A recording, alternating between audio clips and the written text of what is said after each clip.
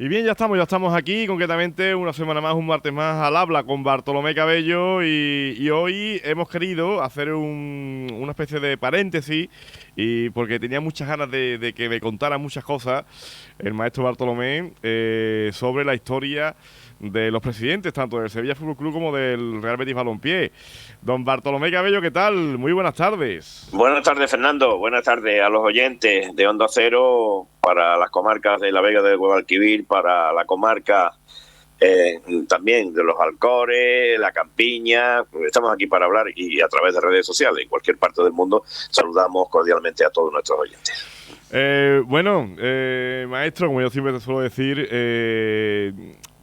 tú exactamente en tu carrera periodística, abordando la información tanto del Real Betis Balompié como del Sevilla Fútbol Club, ¿con qué presidente te tocó lidiar? Fue con mucho, tanto en el Sevilla como en el Betis. Me tocaron mucho, ¿no? Tanto en el Real Betis Balompié como en el Sevilla Fútbol Club, ¿no? Yo desde que llegué, te puedo decir que los primeros, cuando yo llego al mundo de la información, me encontré con Pepe Núñez Naranjo en el Real Betis Balompié y ya con Eugenio Montes Cabeza. Pues acababa de ir José Ramón Cisneros y acababa de llegar pues Eugenio Montes Cabeza, que marcó toda una etapa, ¿no? Importantísima en el Sevilla Fútbol Club, ¿no? Lo mismo que Pepe Núñez Naranjo, ¿no? Que fue el que ganó precisamente la Copa del Rey del 77, que se habló de ese Betis, que fue un Betis extraordinario, el mejor Betis que después descendió incomprensiblemente a la segunda división en la temporada 78, ¿no? Y después, pues, a continuación de ellos, pues, conocí a Juan Manuel Mauduí, estamos hablando de Real Betis Balompié, conocí a Gerardo Martínez Retamero, conocí a Hugo Galera, prácticamente pues a todos los presidentes, ¿no? A Pepe León y a Manuel, cómo no, a Manuel Ruiz de Lopera, ¿no? Y en el Sevilla Fútbol Club pues me tocó, como te he dicho, a Juan y Montes Cabeza. Después me tocó vivir también con Gabriel Rojas, con Luis Cuerva, ¿no? Una persona con Roberto Alé y con José María de Nido, ¿no? Fueron todos los presidentes con los que yo tuve una muy buena relación. Era otro fútbol, era totalmente distinto, había una comunicación estrecha con todos ellos sin ningún tipo de problema. No hoy que hay una distancia abismal, ¿no?, entre los medios informativos y las personas que están presidiendo los primeros clubes de Sevilla. Bartolomé, ¿por qué crees tú que hay hoy tanta distancia, en este caso, el hecho de cuidar tanto, cuidar entre comillas, o guardar tanto a los futbolistas, a los presidentes, entrenadores de la prensa, antes que había mucha cercanía? ¿Por qué? Hay 3-4 motivos, ¿no? Uno de ellos es que los medios que hay hoy no los había antes, ¿no? Cuando yo te contaba que seguíamos la información de una forma directa, 3-4 periodistas, ¿no? Y hoy pues puede haber, tú vas a un entrenamiento de un equipo o a una noticia que se esté produciendo en el seno de cualquiera de los equipos y tienes allí pues 50 o 60 periodistas, ¿no?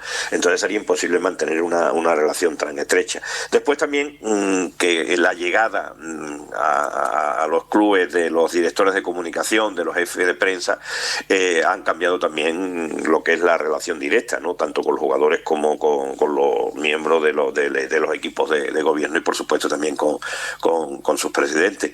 Y después pues también la llegada de las redes sociales ha cambiado también todo y si hablamos antes de que puede haber 40 o 50 medios de comunicación presentes en cuando se va a producir una noticia, nos imaginamos con todas esas redes sociales que se convierten también en medios de comunicación en un momento dado, ¿no? Entonces, pues eso ha hecho que la distancia que pueda haber ahora mismo entre Pepe Castro y los medios de comunicación, o entre Ángel Aro y los medios, pues es infinitamente muy distinta, ¿no? Aquí tú tienes que, para poder llegar a cualquiera de ellos, tienes que pasar varios filtros, ¿no? Entre ellos, pues Julio Jiménez en el Betis o Jesús Gómez en el Sevilla, que son las personas que están próximas a los presidentes y que para llegar a ellos, pues tienes que primero que pasar, lógicamente, por los directores de comunicación, ¿no? Hay como no sé exactamente si la palabra es miedo a que los mensajes sean los que tienen que salir al exterior, o mucho celo en torno a la información que del club, de los clubes, puede salir al exterior. No sé, Bartolomé, ¿por dónde Sí, te no, inclinas no, son tú? los filtros que yo te he dicho, quizás no miedo, que se quiere controlar El de una control forma. absoluto, claro, el control Sí, absoluto sí, de que todo. quiere haber un control. Lo mismo que lo hay de las noticias. Hoy no se concibe el dar una exclusiva desde el club a cualquier medio informativo. Hoy tienen que pasan primero por los propios medios de los clubes, ¿no? Entonces, pues pasa lo mismo con las noticias que tienen que salir en torno a los presidentes o a cualquier persona que esté vinculada y que quiera mandar un mensaje desde el club. Siempre se quiere que sea el que se ha elaborado y el que se ha preparado a través de los medios informativos propios del club, ¿no? Eran esos presidentes, como bien ha dicho, Núñez Naranjo, Gabriel Rojas, José Ramón Cisneros, eran presidentes, podemos decir, de la época, presidentes más normales que los actuales. No sé si me he explicado, Bartolomé. Sí, sí, hombre, totalmente, claro, totalmente, ¿no? Te puedo recordar, te voy a decir dos presidentes, uno por parte de uno y otro, ¿no? Luis Cuerva, por parte del Sevilla, que tuvo muchos años, con el que yo tuve, el pobre que pareja se falleció ya hace años, ¿no? Tuve una relación estrecha, yo para Luis Cuerva pues lo llamaba a su móvil. Me acuerdo que además que mi hora del programa era la hora que había salido de su empresa, de Cuerva, ¿no? Que la tenía por el Polígono Estores. Su empresa iba para su casa para los remedios y lo cogía en el coche y yo no tenía por qué quedar antes con él. Lo llamaba: Luis, quiero que entrevistarte. Venga, vale, vámonos, ahora. Y desde el momento pues que se producía la entrevista. O te puedo decir lo mismo de Gerardo Martínez Retamero, ¿no? Que fue otro de los presidentes que se llevó mucho tiempo, o Hugo Galera, ¿no? Y después la relación que ha existido con estos presidentes que es muy distinta a la que existe hoy, ¿no? De todas formas, yo con Ángel Aro lo he conocido menos, pero a Pepe Castro lo conocí mucho en su etapa de vicepresidente, ¿no? También. Entonces, pues yo puedo mantienes un saludo, pero no mantienes ya la misma. Yo cuando te puedo contar, cuando entrevisté a José María del Nido, que ya sabes la repercusión que tuvo la entrevista, inmediatamente le mandé un mensaje a Jesús Gómez, que es el director de comunicación. Le dije: Jesús, dile a Pepe Castro que tiene una entrevista en las mismas condiciones que la de José María del Nido. Me dijo: vale, lo he recibido, pero nunca me ha llegado a contestar, ¿no? Lo que existe es esa comunicación, pero yo no tengo, por ejemplo, el teléfono ni de Gerardo ni de Pepe Castro, ¿no? Sin embargo, pues los presidentes, todos, incluyendo Manuel Ruiz de Lopera, pues, teníamos los teléfonos. Y tú lo podías llamar al móvil, tú lo llamabas y se te ponía. Te estoy hablando ya la primera etapa de los móviles, ¿no? Por supuesto que con don Juanio Montes Cabeza o con Pepe Núñez Naranjo no existían móviles en aquel tiempo, ¿no? Tenía que ser a través de su oficina o de su casa, y todos teníamos los móviles de los presidentes. Bartolomé, hay que decir también que bueno, que estamos hablando de sobre todo varios toros de Miura, valga la expresión, me van a permitir, varios toros de Miura, al menos los que también yo conocí, y los que también mediáticamente, y la que momentos incluso históricos del fútbol sevillano, que se vivían con personajes como Luis Cuerva, el propio José María del Nido, y por qué no decirlo, ¿no?, Manuel Ruiz de Lopera. Sí, hombre, claro. Hombre, yo te digo también, quizás de los presidentes más mediáticos que ha habido tanto en uno como en otro, yo pienso que ha sido Manuel Ruiz de Lopera por parte del Betis y José María del Nido, ¿no?, por parte del Sevilla. Son los presidentes más con los cuales me ha unido una amistad entrañable, ¿no?, y una relación muy estrecha, y con los cuales pues yo a la hora de poder yo le he hecho infinitas entrevistas, ¿no? Yo no sé, pues muchísimas, ¿no? Entrevistas cortitas de 3-4 preguntas en un momento dado, pero después entrevistas largas. Yo tenía una tertulia, teníamos en Onda Cero una tertulia, primero en el Hotel Puerta Salí y después en el Hotel Los Lebreros, ¿no? Desde el Hotel Los Lebreros pasaron pues durante 14-15 años, pasaron todos los protagonistas, ¿no? Y por supuesto pasaron todos los presidentes, ¿no? De Manuel Ruiz de Lopera venía 2 veces en la temporada, venía seguro, lo mismo que José María del Nido, y no tenía problema. se llevaban la hora y algo que pudiera durar la tertulia y se sometía a las preguntas de yo como jefe de deporte, que llevaba el peso del programa, como cualquiera de los redactores de esta casa o invitados que estaban allí, o periodistas invitados que estaban, pues contestaban a todas las preguntas sin ningún tipo de problema. Bartolomé, no sé si se puede contar el hecho de que, bueno, perdóname la pública, pero tú, antes de los programas de estos, ¿no? Tú le pedías a ellos que, bueno, hoy me tienes que contar algo, ¿no? Hoy me tienes que contar alguna exclusiva, me tienes que dar algún titular rimbombante o alguna bomba informativa, ¿no? Eso se lo pedías, ¿verdad? Como que, sí, claro. Yo antes de entrar, cuando entraba en la tertulia, me acuerdo. Más quizás a Manuel Rodríguez Lopera. Manolo, me tiene que dar hoy un titular, que tenemos que sacar aquí, mañana hay que... Y te decía, pues mira, vamos... Y se prestaba como que él entraba... Eso le encantaba, ¿no? Mucho, ¿no? le encantaba. Él es el protagonista del programa y que al día siguiente en todos los medios. Manuel Rodríguez Lopera, 2 puntos. Ayer en Onda Cero dijo pues que iba a fichar a Denilson, o que Denilson estaba a punto de llegar, o que iba a venir, o que fue a lo de cuando los cogió a todos los jugadores en la casa de Benjamín, ¿no? Sí. Aquella fatídica noche. Pues te contaba cómo fue, te lo decía, porque los dos eran nos estamos centrando en los dos con más carismáticos, ¿no? Manuel Lopera era un hombre en esa etapa cuando tú lo llevabas a los programas que te daba juego y además gustaba escucharlo, es decir, que tenía y él lo sabía y tenía un gracejo también que sí, el hombre lo tenía y lo soltaba y lo daba. Porque además él iba a las tertulias sin presión de ningún tipo, ¿no? Y contaba pues lo que le apetecía y todo lo que tú decías, eso de que yo decía, bueno, me tienes que contar una exclusiva y te la daba. Sí, perdón, Alberto, se iba calentando a medida que iba cogiendo la entrevista, es decir, sí, claro, de primer momento él ya se distendía. No, hombre, tenías tú primero que tampoco le hacías tú la pregunta nada más que llegaba, ¿no? Empezaba a lo mejor a hacer por mi estilo, ¿no? Yo empezaba primero a hacer un recopilatorio de lo que habían sido las últimas semanas, lo que había pasado y todo eso, y ya después pues cuando a mí las preguntas clave me han gustado siempre hacerlas en mitad de la entrevista, justo cuando ya estaba un poquito, como tú lo has dicho, ya rodada la entrevista, entonces cuando me gustaba hacer las preguntas. Uh-huh. Y él, evidentemente, ahí cuando salía el personaje, ¿no? El personaje que sin duda, pero Bartolomé, ¿había también mucho de personaje en cuanto a Manuel de Lopera, o es que él era realmente así? No, hombre, él es así. Tiene, hombre, ahora ya quizás está muy perdido, ¿no? Vamos, lo podemos contar, ¿no, Fernando? Sí, cuéntalo porque es una anécdota y vamos a hacerla pública, ¿por qué no? Bueno, la semana pasada estuvimos Fernando y yo en casa de Manuel Rodríguez Lopera. Efectivamente. En la calle Jabugo, fuimos a pedirle una entrevista. No estaba él, estaba Jacinta, que ha sido su secretaria de toda la vida, pues llegamos allí, pues, Jacinta, buenos días, mira, ¿te acuerdas de mí? Sí, claro, don Bartolomé, no me voy a acordar. Pues me saludó y le pregunté, pues mira, dice, pues mira, ahora mismo don Manuel lleva ya mucho tiempo que no hace ningún tipo de entrevista. Ha hecho alguna declaración, como todos sabemos suelta, pero entrevista no ha hecho. Entonces, pues no nos concedió esa entrevista que íbamos buscando tanto Fernando Liñán como yo cuando estuvimos me parece que fue el martes o el miércoles de la pasada semana, ¿no? Que estuvimos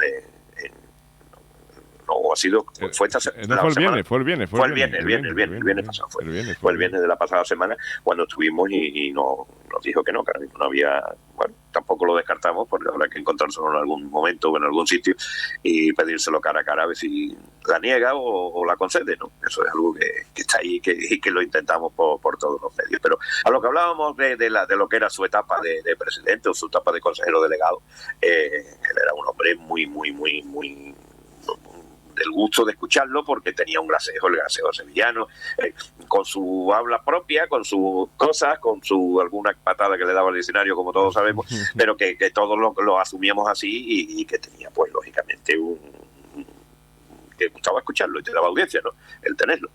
Y después, pues, cuando tú ibas claro, es que era todo muy distinto, Fernando, antes, ¿no? Antes en los partidos, en las previas o los momentos que iban a empezar los partidos, tú entrevistabas a todos los jugadores. Y a los entrenadores era ya norma que en el momento de empezar el partido atendía a 3 o 4 medios allí en la grada, en el césped, mientras que estaban calentando. Eso no era normal. Y tú cogías, llegabas y entrevistabas a los presidentes, y cuando se viajaba, pues, yo viajaba tanto como Diego Jiménez o Eduardo Gil, que eran que fueron mis redactores durante muchísimo tiempo en Onda Cero, en la etapa en que nosotros hacíamos una información deportiva, yo creo que amplísima, para el número de personas que estábamos trabajando y para cómo lo afrontábamos, hicimos yo creo que una información muy buena. Lo reconocemos nosotros desde aquí, pero lo reconocen también desde fuera, lo que fueron aquellos años, ¿no? El año en que la afición opina era la bandera de la programación deportiva de Sevilla, y eso iba acompañado de muchísimos programas al mediodía, que pues íbamos de 2:30 a 3, creo que recordar, que por la tarde de 8:30 a 9, después pues como teníamos además 2-3 emisoras, dábamos todos los partidos, entre ellas pues se daba a través de esta frecuencia, el 101.0, de donde estamos emitiendo en este momento, desde Onda Cero Lora, esa iba unida a Onda Cero Sevilla, que era el 95.9, y después el 101.0,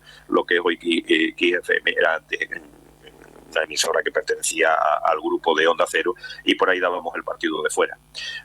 Yo creo recordar, no sé si lo habré contado alguna vez, que nosotros los domingos empezábamos a las 3 de la tarde y terminábamos a las 10 de la noche. Sí. Pusimos 7 horas ininterrumpidas, dando a través simultáneo, era lo que era empezábamos con la parte de humor, el piponazo que se llamaba, era porque lo patrocinaba esa firma de frutos secos, ¿no? Sí, sí. Y entonces pues hay Victorio Duque hacia el previo de humor. A partir de las 4 menos cuarto estábamos ya en contacto, tanto el partido de fuera como el partido de casa. Yo lo coordinaba casi siempre desde el estadio, o bien Benito Villamarín o bien Ramón Sánchez Pizjuán. Otras veces yo estaba fuera también, otras veces viajaba, y nosotros en el trío éramos, como te he dicho, Diego, Eduardo y yo, éramos que Nacho Bento también nos echaba estaba en la casa, él hacía musicales, pero también no potenciaba la redacción de deportes, sobre todo más con baloncesto, pero que también hacía fútbol en un momento determinado, y era lo que potenciábamos y dábamos todo lo que era la programación de Onda Cero, pues que cuando llegaba la hora de narrar los partidos, que todo eran a las 5 de la tarde, cada frecuencia daba un partido, y a partir de las 7 menos cuarto ya uníamos lo que eran los vestuarios, que se entrevistaba a todo el mundo con la afición opina, que iba de 8 hasta las 9:30, hasta las 9, dependiendo de los horarios en diferentes etapas. Esa era la programación. Y ahí pues se daba todo, y tú entrevistabas a todo el mundo sin ningún tipo de problema. Entrevistabas pues a los presidentes, entrevistabas a los jugadores en los momentos previos, en los momentos posteriores al partido. Y lo mismo que antes, tú quedabas con un jugador y lo llamabas a cualquier hora del día, no tenías por qué pasar, porque entre otras cosas existían unos gabinetes de comunicación todavía muy pobres, no eran con la fuerza que tienen hoy, que son los que dominan y controlan que las noticias que salen de los clubes, ¿no? Otro día, por supuesto, también tengo muchas ganas de hablar de los entrenadores que también has conocido, de los jugadores que has conocido, de anécdotas con ellos y demás, ¿no? Pero Bartolomé, hemos hablado ahora en este caso de, bueno, sobre todo, es verdad que como bien dice, visitamos el otro día la casa de Manuel de Lopera, estuvimos allí con Jacinta, la famosa Jacinta, ¿no? Que él también nombra tanto en muchos medios y demás, y que bueno, no pudo ser, ¿no? Y es verdad que íbamos buscando esa entrevista para conocer un poco más a Manuel de Lopera y sobre todo poder disfrutar de una entrevista con él, ¿no? Pero hablas también de un hombre que tenía su gracejo, que abría la boca, la verdad es que no dejaba indiferente absolutamente a nadie, ¿no? Pero Bartolomé, sentándonos también un poquito en la figura de Manuel de Lopera, también ha habido momentos malos con él, por tu parte, ¿no? Hombre, que ha habido momentos, claro, cuando yo me acuerdo que ha habido 3-4 momentos tensos, y entonces pues me acuerdo cuando la camiseta, no se le acordarán a nuestros oyentes, cuando en Toledo hubo un problema con la camiseta y todo eso. Salto de caballo. Vamos, que tengo todavía, hace poco, Victorio Duque me mandó el corte de la grabación. Yo lo metí en antena sin decirle nada. Me dijo, que se me corta. Bueno, hay que decir, Bartolomé, que aquel día el Real Betis Balompié coincidía con el color de camisetas del Toledo y no sé si le cedieron una camiseta blanca para que se pusiera el Real Betis. Y creo que Lopera dijo que el Betis no se vestía de blanco, ¿no? Exactamente. Esa fue la previa al cese de Sergio Cresci para la llegada de Lorenzo Serra Ferrer. Creo recordar. Me parece que fue así, ¿no? Entonces estábamos todos muy pendientes, ya no solo de la camiseta, estábamos muy pendientes de lo que estaba contando. Entonces pues yo lo llamé y me dijo, voy camino de Madrid, se me está cortando, ¿verdad? Se me ha cortado. ¡Pum! Y yo dije, como ustedes comprobarán, lo que ha hecho que ha colgado, no es que se haya cortado el teléfono, no haya acabado eso. Cuando llega a Madrid me llamó, y no te lo pueden imaginar. Después hubo otro momento, no, este no fue conmigo, fue con Diego Jiménez. fue tras un partido de un Betis Madrid, fue el primero de la Liga de esa temporada, en el Gol Sur se metió mucha gente. Y hubo algunos aficionados que la afición opina, dijeron, porque aquello ha sido peligroso, porque ha habido mucha gente. Entonces, al día siguiente, en el programa de la tarde, además me acuerdo que era un 8 de septiembre, metió Diego Jiménez el corte diciendo eso. Y Manuel Ruiz Lopera venía de Chipiona, de subir, y lo escuchó. Llamó, no se pueden imaginar nuestros oyentes de qué forma llamó a la radio. Yo, Diego, pues me llama Diego Bartolomé, ¿tú lo que ha pasado? Vamos a ver qué ha pasado. O sea, al día siguiente una carta en la radio que nos prohibía radiar en directo los partidos y que retiraba el pase de Diego Jiménez. Claro, yo empecé a mover, y hablé yo entonces con el pobre de Antonio Pichi, que para descanse, hablé con Juan Luis Aguado, que era el secretario, me digo, mira, está enfadado. Pero bueno, no hay la guerra contigo no es la que tiene ahora mismo, con que es la de Canal Sur todavía más potente. Ese es el único que tú lo puedes arreglar, eres tú. Bueno, vale. Entonces el partido siguiente era Galicia, me parece que era Vigo, donde era en el vuelo charter. Intenté, como siempre, cuando llegaba el lunes o el martes, pues se empezaban a preparar los viajes, pues le dabas el nombre y dijo el Betis, no, Diego Jiménez no puede viajar con el Betis. Bueno, vale. Y me dice, ya me aconsejaron tanto el gerente como esa es la cosa del Opera, ¿no? Esa era la cosa del Opera, ¿no? Me aconsejaron, dice, mira, si vas tú, lo vas a arreglar. Porque contigo tiene una afinidad, te tiene un aprecio y un respeto profesional, lo vas a arreglar. Vale. Me monto salimos al aeropuerto, me saludó, me preguntó por toda la familia. Yo puse el micrófono, hice la grabación como se hacían antes de salir, que a él siempre le gustaba atender a todos los medios. Llegamos al hotel, en el avión, cuando estaba en el avión digo, bueno, esta noche vamos a solventar el problema, ¿no? Dice, invítame a cenar. Digo, yo te invito. Yo sabía que no íbamos a ir porque venían el arquitecto y el aparejador, porque se estaba entonces preparando lo que era la remodelación del estadio Benito Villamarín. Entonces, pues, yo sabía que no. Cuando llegamos, dice, ¿tú te irás a cenar con tus compañeros? Digo, ¿y tú con los tuyos? Digo, bueno, pues mañana hablamos, venga. Al día siguiente, cuando yo no lo vi en toda la mañana, y cuando íbamos ya a salir después de comer, íbamos a salir ya para el campo, casualmente bajamos en el ascensor juntos en el hotel. Y me dice, yo voy ahora a hablar, era entonces Luis Aragonés el entrenador. Dice, yo ahora, cuando hable Luis, voy a hablarle yo también a los jugadores. Y no me hizo referencia ninguna. Termina el partido, volvemos. Y cuando ya estamos llegando a Sevilla, que estamos desembarcando, digo, Manolo, he venido al viaje para intentar solventar el problema que tengo. Pero yo voy a tener problema contigo. Digo, entonces, ¿para qué hemos formado lo que hemos formado? Digo, mira, dos condiciones. Primero, el pase de Diego Jiménez, ya, si quiere que lo arreglemos. Y una carta comunicando que podemos radiar partido. Y efectivamente, al día siguiente llegó el pase de Diego Jiménez y llegó la carta diciendo que podíamos radiar los partidos. Es decir, que también todo eso que él tenía de fama de los encontronazos que se producían en un momento determinado, pues se arreglaba, ¿no? Él tiene también obsesión muchas veces con lo que se decía en la afición opina. Me acuerdo una vez que hubo... Incluso llamó, ¿no? Sí, él llamó. Soy Manuel Ruiz Lopera, me dice la gente.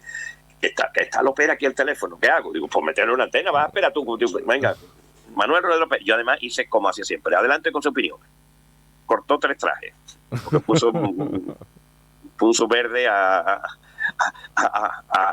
3 personas y ya está.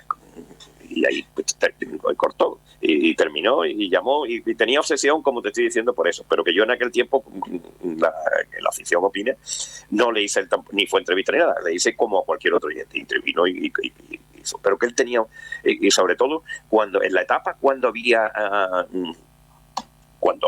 un contencioso con Alejandro Rojas Marcos, y cuando alguna gente llamaba metiéndose con él, y entonces eso lo aprovechaba y las grabaciones esas las cogía, algunas veces llamaba a la radio, a ver si nos podéis dar la grabación del programa de esta semana. Yo le daba el programa, porque el programa era público, lo podía haber grabado también, se lo facilitaba, ¿no?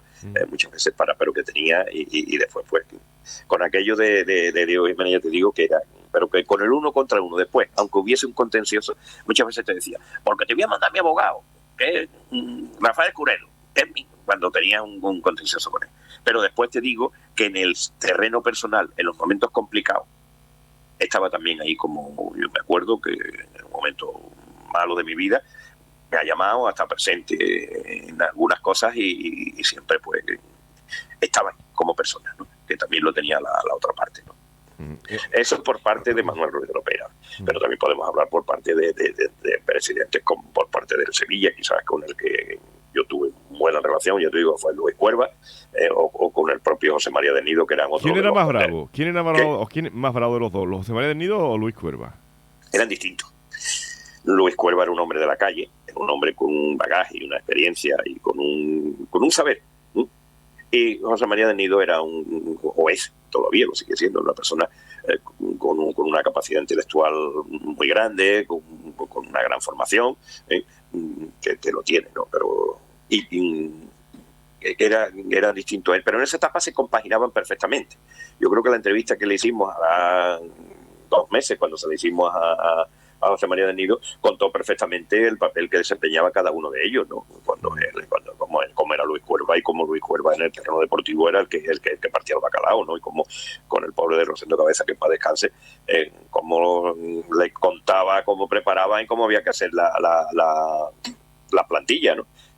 Además le llamaban membrillo, ¿no te acuerdas que él se lo contó el otro día a José María del Nido? Membri, ven para acá, venga, vamos a preparar. Y empezaba primero y decía, primero los delanteros, tenemos, pues no sé, 100 millones de pesetas, primero hay que gastarse 70 o 60 en delantero, porque además dice que cogía un folio A3, que plantaba lo que era el campo con las áreas, con todo eso, y ahí iba situando los jugadores, y ahí era cuando ya tenían los delanteros de nombre, como el Sevilla tuvo delanteros de muchos nombres, ¿no? Pero se lo cabeza ahí fue capaz de traer a grandes del fútbol, ¿no? Y sacarle muchísimo provecho. Después se vendían a un precio que todo el mundo conoce, ¿no? Sí, los Polter, Zamorano, Zucker, la verdad, hombre, que claro, jugadores de primerísimo nivel, ¿no? De mucho nivel, y que después que todos ellos pasaron y se fueron, la mayoría de ellos se fueron a Real Madrid, ¿no? Por no decir la totalidad, ¿no? De ellos, y ahí supo el Sevilla en ese aspecto a hacer los fichajes. Y si volvemos al Betis también con los fichajes, Lopera también hizo un equipo extraordinario, ¿eh? Ahí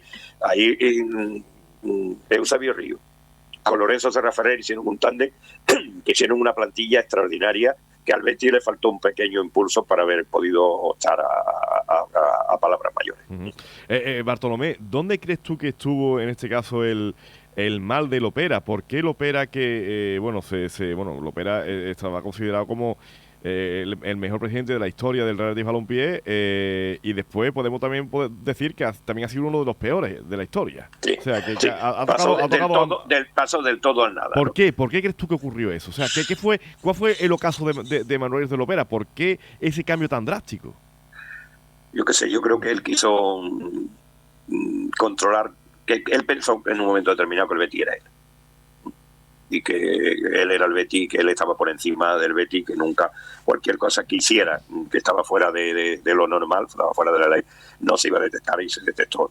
Y entonces empezó ya a ir declive, empezó ya a bajar. Cuando llega De Nilsson, yo creo que no creó la expectativa que todo el mundo pensaba. Y además eso supuso, como recordarán todos nuestros oyentes, la ida de Luis Aragonés. Porque Luis Aragonés le dijo, presidente, como venga De Nilsson, yo me voy.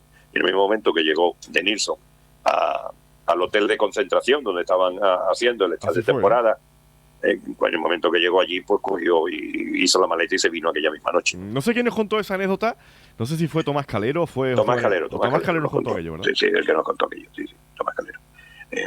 Y después fue ratificado también por José María Montiel. Montiel, efectivamente. Y cuando en las palabras, y cómo fue todo aquello, y cómo se fue fraguando todo, y cómo fue. Y entonces ahí él estuvo por encima, porque la primera etapa era que él, aunque él intervenía en los fichajes y todo eso, pero no le permitían tanto Eusebio Río como Lorenzo Serra Ferrer, no le permitían el tener ese control que tuvo después, y que él ya después, conforme él se fue haciendo y metiéndose en el mundo del fútbol, siempre tuvo pues el creerse ya que él que estaba por encima del bien y del mal y que sabía más que nadie, y eso fue lo que fue creando esa erosión, que fue la que produjo pues dejar el Betis en una situación catastrófica. Bartolomé, tenemos que ir terminando, pero esto tiene que continuar, porque la verdad es que aquí hay mucho que contar, de verdad. Es verdad que tenemos que también meter nuestras entrevistas, que hay que meter nuestras entrevistas también, evidentemente. Pero es que aquí tanto que contar, tenemos que seguir hablando de Luis Cuerva, de José Manuel Nido, de otros presidentes que también en este caso. Hoy nos hemos centrado un poco más en el Real Betis Balompié, el próximo podemos centrarnos más un poquito más también en el Sevilla Fútbol Club, y también los entrenadores que han pasado por tu carrera deportiva, los jugadores, y también, ¿por qué no decirlo, no? También tu etapa con la selección española, ¿no? Que también está allí, y también con la Vuelta Ciclista, que fíjate, ¿no? Es que eso creo que tiene que quedar plasmado de alguna manera. No, hombre, no, ya, ahora con el transcurrir de los años, una vez me tocó vivir yo me tocó vivir periodísticamente y futbolísticamente una de las mejores etapas de la historia, ¿no? No sé, claro, por lo que tú hablabas antes, yo viví una etapa muy bonita tanto con el Sevilla como con el Betis, pero yo después seguí muy de cerca la selección española. Yo pude haber hecho un campeonato del mundo, que para un periodista estar en un campeonato del mundo es como jugar ese campeonato del mundo o estar en una olimpiada, y pude estar profesionalmente tanto en campeonatos del mundo, en campeonatos de todo tipo. Yo he sido enviado especial por la selección española. Yo no olvidaré nunca, con la etapa de Javier Clemente, el mes que estuvimos concentrados en el previo del Mundial de Estados Unidos en Puente Viejo. No, tienes que contar todo eso. Ese mes que yo estuve con la selección española como enviado especial y como periodista, como lo que fue, en el terreno personal y en el terreno profesional, ¿no? Después, pues, hacer una vuelta a España. Yo he hecho dos vueltas a España, he hecho el Tour de Francia. Hombre, eso es algo que te queda ahí. Y a mi edad a punto de cumplir los 70, ya con 69 para 70, pues ahora cuando algunas veces tienes que recordar, tu memoria te lleva a esos momentos y te lleva a esos momentos extraordinarios, ¿no? De vivir, como te estoy diciendo, la Vuelta a España del 89. Yo iba con esta casa, que todavía no era Onda Cero, era Cadena Rato. Yo iba al frente del equipo, yo llevaba 12 personas y hicimos un despliegue y una vuelta muy buena. A mí me sirvió de rodaje la del 88, y la del 89 fue cuando yo llegué jefe de grupo, iba como redactor jefe de la Vuelta a España. Entonces, pues eso, lógicamente te da... Pues guárdalo porque tenemos que también... Aquella vuelta la ganó Perico Delgado. Sí, no quiero decir que la guardes, que nos tienes que contar anécdotas, claro, y muchas cosas. José Miguel Chivarre, que era entonces el director de equipo, y el segundo de a bordo era Eusebio Unzúe. Eusebio Unzúe fue el descubridor de Miguel Indurain, hermano de Juan Carlos Unzúe, mayor. Pues entonces, pues, como en aquella etapa estaban peleados con José María García, conmigo hicieron mucha sintonía, y yo los pude entrevistar muchísimo a lo largo de esa vuelta, ¿no? Y además ganó Perico Delgado. Efectivamente. Bueno, Bartolomé, tenemos que terminar ya. En este caso, sabes que el tiempo de la radio, como tú bien bueno, sabes. Pues como tú quieras, intercalamos algunas historias. Sí, es que esto tiene que quedar aquí, tiene que quedar reflejado. Es que y además que no te voy a imaginar lo que he disfrutado yo en este ratito. Así pues que yo espero también que disfruten nuestros oyentes. La semana que viene retomamos de nuevo nuestras entrevistas. Seguro que sí. Pues un abrazo fuerte. Un abrazo, hasta luego, Fernando, un abrazo a todos nuestros oyentes, como siempre.